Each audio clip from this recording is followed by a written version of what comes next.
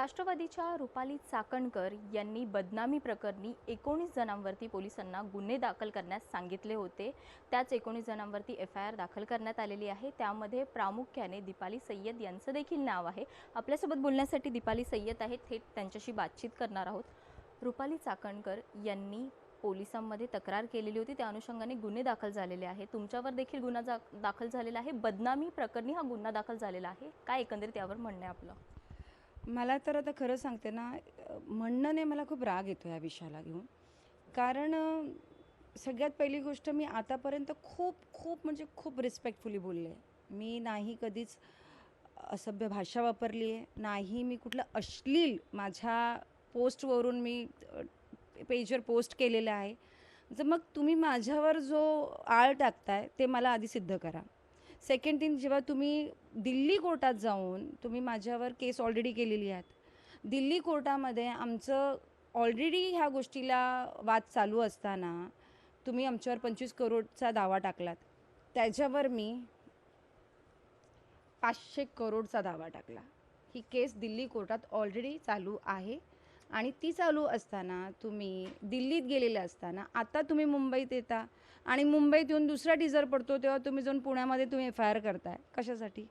काय आम्ही घाणेरडा दाखवलं आहे? मला एक सांगा, ह्या सोशल मीडियावर जो टीजर आलेला आहे त्यात तुम्हाला कुठे अश्लील काय दिसतं आहे आणि माझ्या पेजवरून काय अश्लील गेलं आहे, हे मला तुमच्याकडनंच उत्तर हवं आहे. आता सगळ्यात पहिली गोष्ट, मी कुठे तुमच्याबद्दल काय बोलले? हा कुठलाही बायोग्राफी नाही, हे फर्स्ट पण आधीही सांगितलेलं हा विषय आहे आणि त्या विषयामध्ये आजूबाजूला जे कॅरेक्टर्स होते ते कॅरेक्टर्स रोल प्ले केलं जात आहे. याचा अर्थ आम्ही तुमच्यावर शिंतोडं उचलतो आहे की तुम्हाला काहीतरी बोलतो आहे. मी आजपर्यंत तुमचं नाव पण नाही घेतलं आहे आणि मग तुम्हीच मी मी मी करून तुम्ही आतमध्ये येत आहे. म्हणतात ना, आ बेल मुझे मार. स्वतःच येत आहेत, स्वतःच बोलत आहेत, स्वतःच सगळ्या गोष्टी करून घेतात.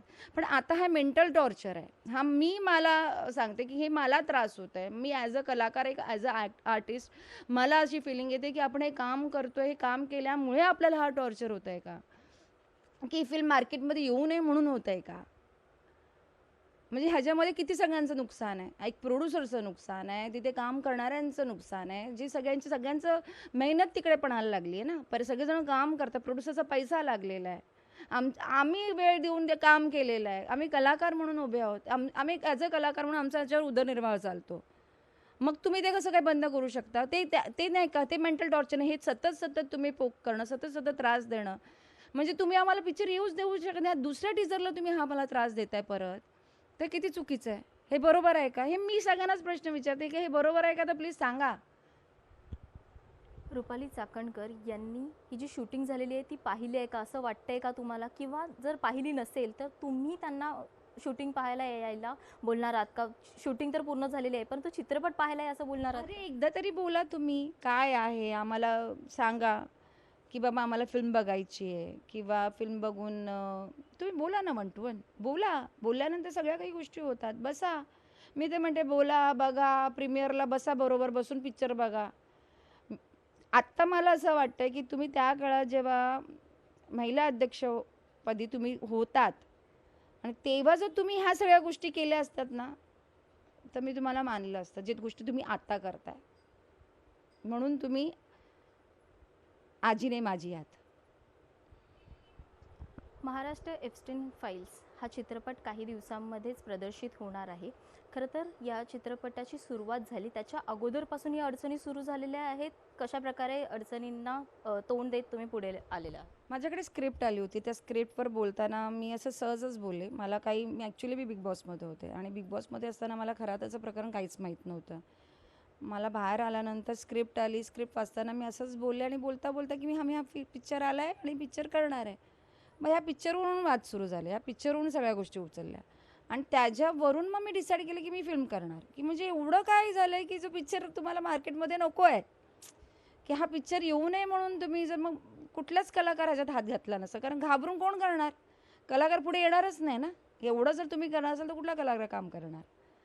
पण ह्या तेव्हापासून जे सुरू आहे ते सुरूच आहे ना. हा मेंटल टॉर्चर आहे. हा खूपच मानसिक तणावपूर्ण ह्या चित्रपटाचं काम झालेलं आहे आणि तणावपूर्ण करता चित्रपट कंप्लीट झालेला आहे. 2 ऑक्टोबरला रिलीज आहे.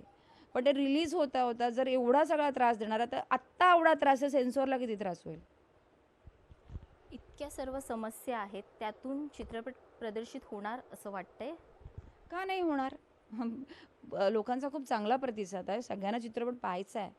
हा चित्रपट तुम्हाला वाटतो तसा नाही आहे. प्रत्येकाला असं वाटत असेल, काही मेसेजेस असे पण असतात की टेबलवर म्हणजे टेबलवरची कहाणी बघायला येऊ नका, खरी सत्य घटना बघायला या, जे काय झाले ते बघायला या. त्यामुळे ते बघणं खूप महत्त्वाचं आहे. टेबलवरची कहाणी, टेबलवर हे आणि ते बघू नका. चित्रपटाच्या बाकी खूप काही गोष्टी आहेत आणि हा चित्रपट प्रॉपर चित्रपट आहे, चांगला चित्रपट आहे, जो काहीतरी चांगलं दाखवण्याचा प्रयत्न करतो. मी तेव्हाही म्हटलं होतं की श्रद्धा आणि अंधश्रद्धामध्ये एक बिटवीन लाईन आहे आणि महाराष्ट्रात असे अनेक बोंधू बाबा येऊन गेलेले आहेत आणि बोंधूगिरीवरून बरेच चित्रपट पण झालेले आहेत. पण ह्या विषयावरून एक चित्रपट आलेला आहे, जो लोकांना काहीतरी देऊ इच्छितो आणि तो सांगू इच्छितो. ते सांगण्याचा प्रयत्न आहे, याच्या पलीकडे या चित्रपटात काही नाही आहे. त्यामुळे माझी सगळ्यांना रिक्वेस्ट आहे की चित्रपट तुम्ही नक्कीच चित्रपटगृहात बघा आणि आमचा पूर्ण प्रयत्न राहणार आहे की हा चित्रपट तुमच्यापर्यंत पोहोचवण्याचा, हा पूर्ण प्रयत्न. लोकशाही मराठी ऐका, पहा, जागरूक रहा.